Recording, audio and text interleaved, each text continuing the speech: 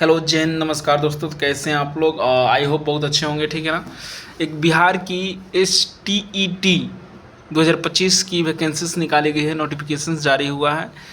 अ, और काफ़ी शानदार वैकेंसीज है इसमें, ठीक है। नोटिफिकेशन जारी है, जैसे कि आप देख रहे हैं थंबनेल में, बिहार स्टेट 2025 नोटिफिकेशन जारी, ऑनलाइन शुरू, योग्यता पात्रता परीक्षा पैटर्न क्या है जानें। तो दोस्तों, इसका अभी ऑफिशियल PDF नहीं निकाला गया है, क्योंकि ये बहाली ही 8 सितंबर से अप्लाई की जाएगी, ठीक है। लेकिन इसका बिग अनाउंसमेंट अपडेट आ गया है, तो उस अनाउंसमेंट अपडेट को लेकर मैं अपने एक कुछ नोट्स पैड पर नोट्स लिखकर आपको PDF के माध्यम से समझाऊंगा कि क्या चीज़ें हैं, क्या अपडेट्स है, क्या करना है, क्या योग्यता पात्रता परीक्षा पैटर्न होगा, सब चीज़ हम इसको 1 बाय 1 करके जानेंगे, ठीक है। दोस्तों, बने रहिएगा हमारे वीडियो के साथ। और आप स्टूडेंट्स हैं या कोई भी पेरेंट्स हैं, तो हमारे अपडेट वीडियो हमेशा जॉब अपडेट्स पे डेली एक आती रहती हैं। हमारे चैनल को सब्सक्राइब कर लीजिए, ठीक है ना। चैनल को सब्सक्राइब कर लीजिए ताकि हर एक अपडेट आपसे मिस ना हो और कोई भी अपडेट आपको छूटे ना, ठीक है। हम अपने हिसाब से अपने चीज़ों को समझाने की प्रयास करते हैं, ठीक है। हम चलते हैं अपने उस जो हैंड रिटन नोट पैड पर हम लिख के हैं समझा रहे हैं, ठीक है। क्योंकि मेरे पास रिसोर्सेज अभी कमी है, उतना रिसोर्स नहीं हो पा रहा है, फिर भी मैं पेपर और पेन से माध्यम से पेज पे समझा कर आपको चीज़ें बताने की क्लियरेंस करता हूँ, ठीक है। तो प्लीज़ इस बारे में थोड़ा सा ध्यान दीजिएगा और समझिएगा, और आप भी एक पेपर और पेन लेकर बैठिएगा ताकि मैं जो भी चीज़ें अपडेट दूँ उसको आप नोट्स कर सकते हैं, नोट पॉइंट कर सकते हैं, ठीक है ना। सबसे पहले तो हम अपने उस PDF पे जाते हैं, ठीक है। ये है हमारा PDF, ठीक है। फ्लाइट मोड करते हैं ताकि हमें कोई डिस्टर्बेंस ना हो, ठीक है। अब हम देखते हैं कौन है, देखिए जॉब अपडेट्स, ठीक है। थोड़ी सी हम लाइट बढ़ा देते हैं, ठीक है ना। जॉब अपडेट्स, ठीक, 4/9/2025 को मैंने इस डिटेल्स को लिखा है, ठीक है।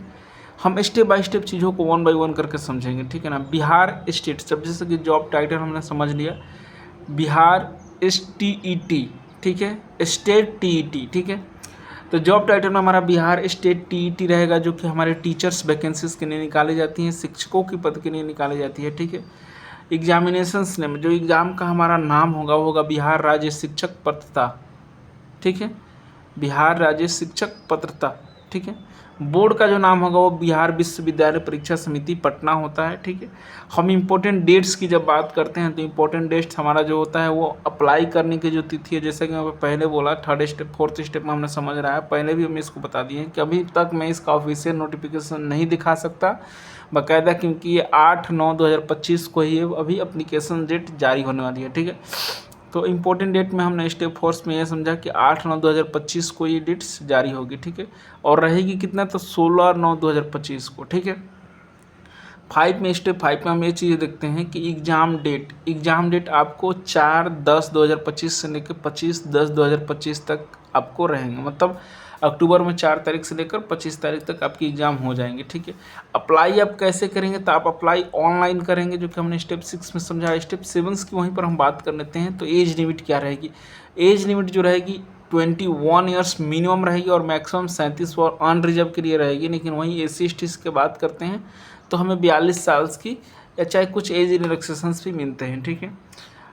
अप्लीकेशंस 8 में हम देखते हैं, स्टेप 8 में, कि अप्लीकेशंस फी कितना लग रहा है। तो इसमें 2 तरह के एग्ज़ाम होंगे, पेपर 1 और पेपर 2। पेपर 1 में अगर सिर्फ आप फॉर्म भरते हैं तो आपको लगेगा 960 रुपया। अगर पेपर 2 का भी फॉर्म साथ ही भर देते हैं तो आपको दोनों मिला कर लगेंगे 1140 रुपये, जो कि जनरल और अनरिजर्व के लिए है। वहीं पर SC/ST की बात की जाए तो उसके लिए पेपर 1 के लिए 760 रुपये लगेंगे और पेपर 2 के लिए आपको 1140 रुपये लगेंगे, ठीक है, ठीक।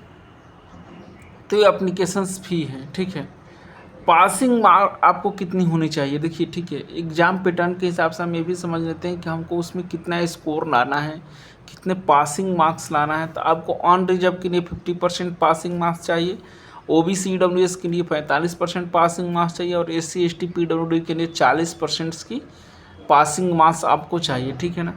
और जब हम नीचे आते हैं तो अप्लाई करने के लिए क्या क्या डॉक्यूमेंट्स लगेंगे, आप क्या क्या चीज़ों को तैयार कर सकते हैं, क्योंकि जब से अप्लाई का डेट चालू हो जाता है तो वो चीज़ें तैयार करने में आपको कुछ समय लग जाता है। तो अप्लाई करने के लिए आपके पास होना चाहिए, 1 में आधार कार्ड, 2 निवास प्रमाण पत्र, 3 जाति प्रमाण पत्र, क्योंकि ऑफिशियली है।